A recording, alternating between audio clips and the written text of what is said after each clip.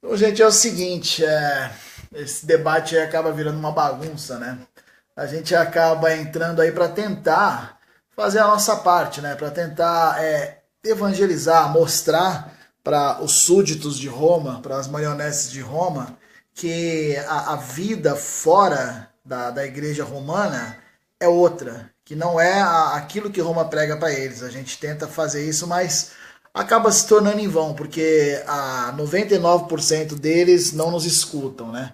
Sempre acaba alguém escutando e acaba alguém vindo para Cristo. As pessoas, às vezes, elas acabam olhando para a palavra de Deus e não acabam olhando para a palavra de Roma.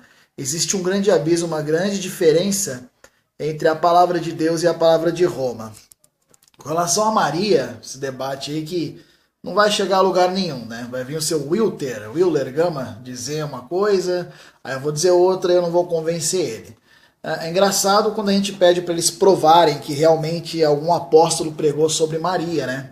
Aí ele me diz assim, olha, mas você acha que 15 anos que o apóstolo pregou, e pregou até na Europa, ele nunca disse absolutamente nada sobre Maria? Eu respondo, não, cara, ele não disse absolutamente nada, principalmente porque se ele tivesse dito, se ele não tivesse escrito, algum outro sucessor dele teria escrito ou teria pregado. Por que não vemos aí sucessores de Paulo, aí os doutores da igreja primitiva, dizer absolutamente nada depois de Paulo, né? Vamos supor que ele não tenha escrito, mas ele tenha pregado. Se bem que o que Paulo pregou, o que Paulo queria que nós soubéssemos em relação ao Evangelho, em relação ao testemunho que ele teve do próprio Cristo pessoalmente, é claro que ele colocou por escrito, né? Porque naquela época as pessoas colocavam as coisas por escrito. Jesus Cristo mesmo citou as escrituras, né? Lamentavelmente, naquele tempo a Igreja Católica ainda não podia se dizer detentora das escrituras, né? Na época que Cristo ali para Satanás citava as escrituras. Então, Paulo, ao pregar sobre Maria, sobre algo tão importante, sobre uma hiperdulia que o romanismo prega, Paulo, ao pregar sobre Maria, teria sim que ter escrito algo, ou teria que ter dito algo assim para que algum sucessor dele, para que algum doutor da igreja que teve ali contato com ele, dissesse para outro, que dissesse para outro, e alguém teria que ter escrito. Mas nós não vemos relato nos primeiros séculos, a gente só vai ver isso daí mais para frente. E isso que eu estou tentando colocar na cabeça deles, mas eles não aceitam.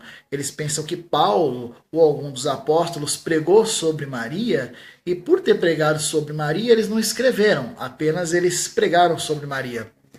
E tem outra coisa aí que eu tenho uma curiosidade de saber de vocês, católicos. Eu fiz diversas perguntas que vocês não são capazes de responder, e eu vou fazer mais uma. É óbvio que também vocês não vão responder.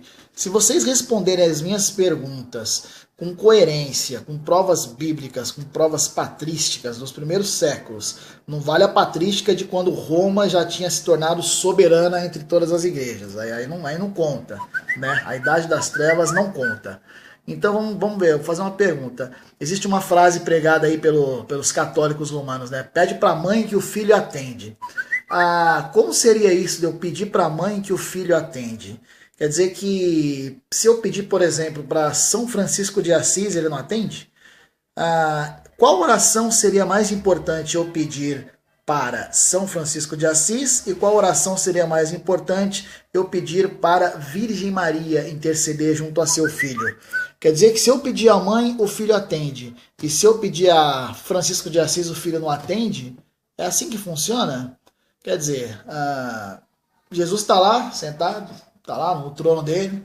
Daqui a pouco chega São Francisco de Assis dizendo, Senhor, o André Luiz lá na Terra, ele está pedindo para ele mudar de emprego, porque o emprego dele não está satisfeito, cara. O salário está baixo, ele está pedindo para ele mudar de emprego, Jesus. Tá bom, Francisco, eu vou pensar no teu caso.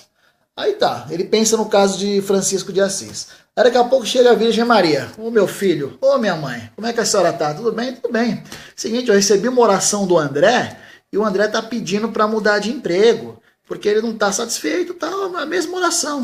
Aí Jesus diz assim, mãe, é o seguinte, o André pediu para Francisco de Assis, só que eu fiquei de pensar, mas como você é minha mãe, você tá me pedindo, eu vou atender a oração do André porque você me pediu. Então não me interessa o O que Francisco de Assis falou do André não me interessa, interessa o que você falar. Então, a partir de hoje, eu só vou atender orações do André se ele pedir para você. Ele não pode pedir para Francisco de Assis. Se ele pedir para Francisco de Assis, eu não vou atender. É assim que funciona, católicos romanos. Se vocês forem capazes de me tirar essa dúvida, de me responder essa pergunta com argumentos lógicos, eu me reconverto à igreja de Roma de joelhos. Eu vou na missa domingo e me confesso amanhã. Amanhã é dia de confissão aqui na igreja perto de casa. Vou lá e me confesso. Caso vocês me respondam essa pergunta. Pede a mãe que o filho atende. Se eu pedir para Francisco, ele não atende?